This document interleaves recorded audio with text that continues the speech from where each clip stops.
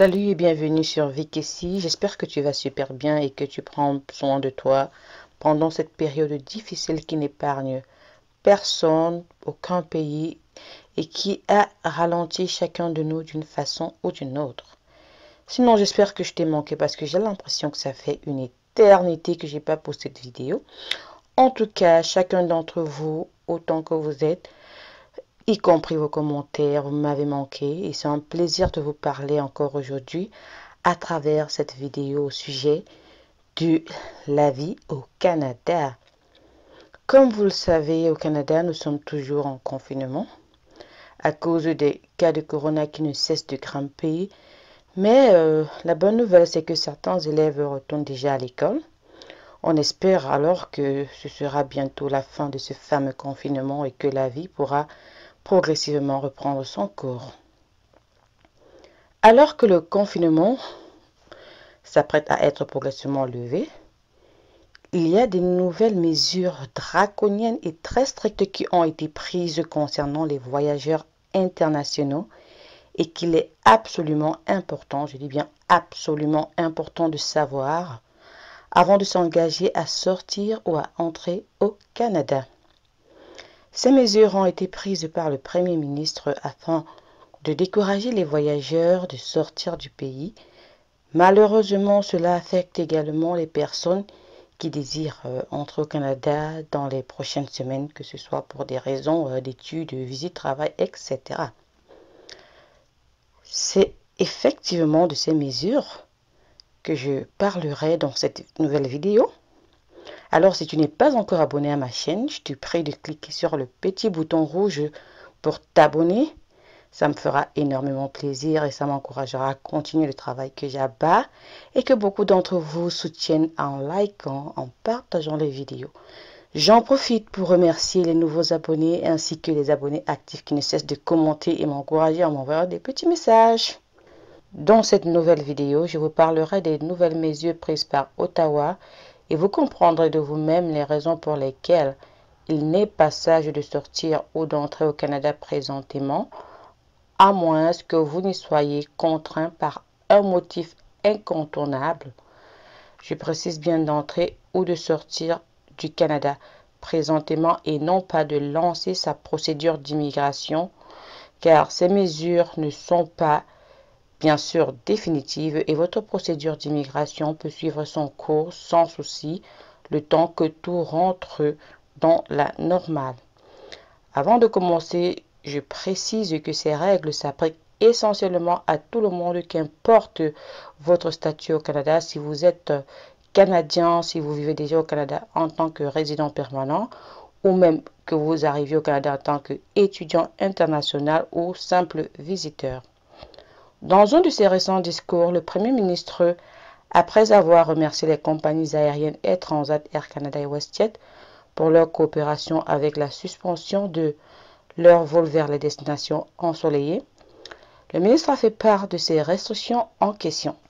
De ce communiqué, on retient 3 points essentiels que je vais énumérer. 1.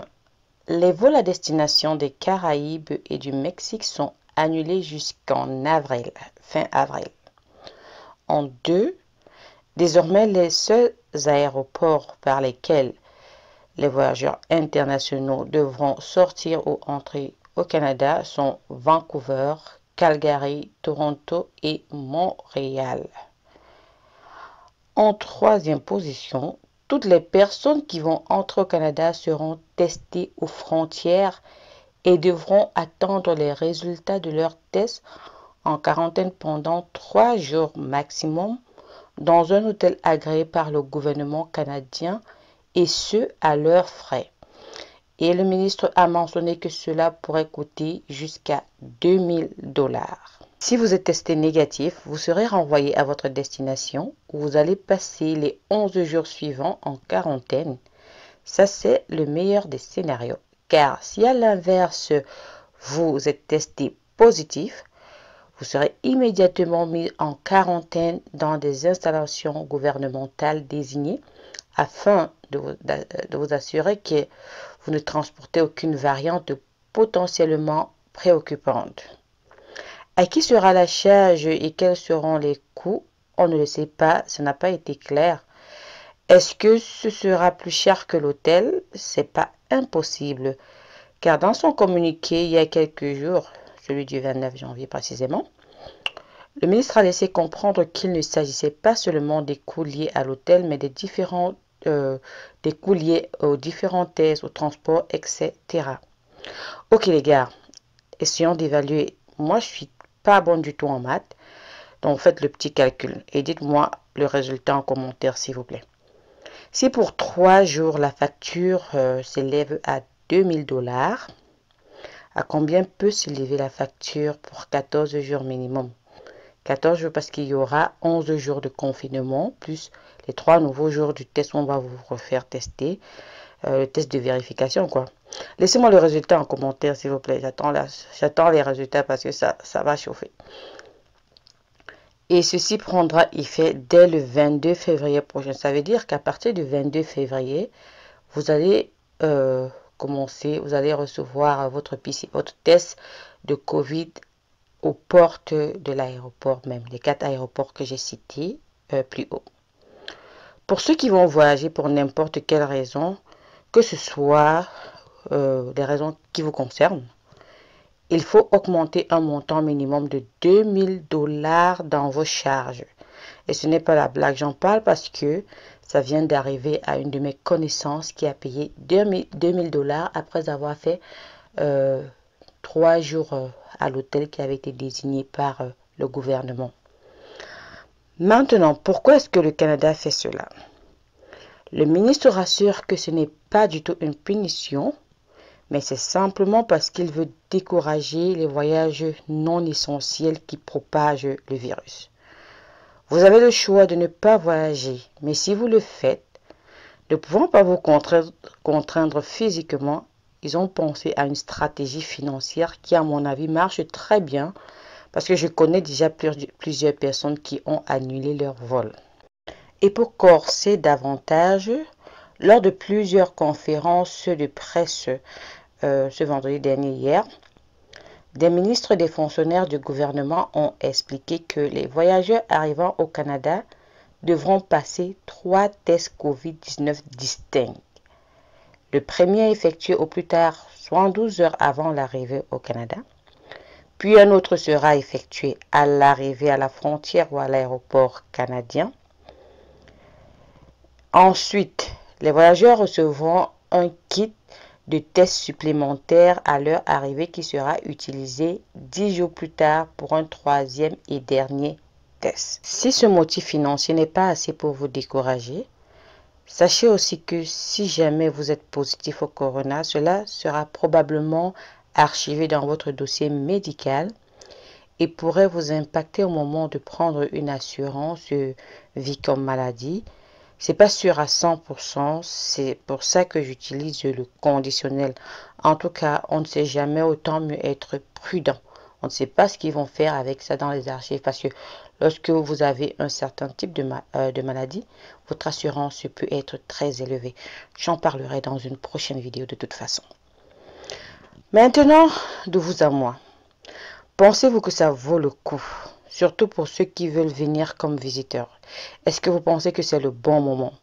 Pour les travailleurs encore, ok, vous n'avez pas le choix, vous devez venir, voilà, c'est obligatoire. Pour les étudiants qui ont l'obligation de prendre les cours en présentiel et pas en ligne aussi, ok. Mais pour ceux qui viennent dans le cadre de visites, regroupement familial, parents ou grands-parents, est-ce que vous pensez que c'est le bon moment? Moi, je ne pense pas. C'est pourquoi je vous conseille de patienter un peu jusqu'à ce que cette mesure soit arrêtée ou soit annulée.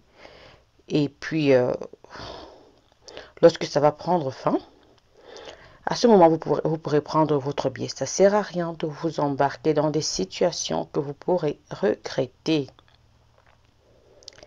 Ces restrictions n'ont bien sûr aucun impact sur les procédures d'immigration. J'insiste là-dessus. Ça n'a aucun impact sur les procédures d'immigration. C'est uniquement sur les voyages.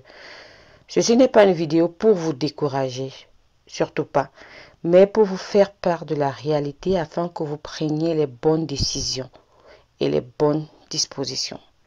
Il s'agit simplement d'être un peu patient et de simplement retarder son voyage si jamais c'était déjà planifié.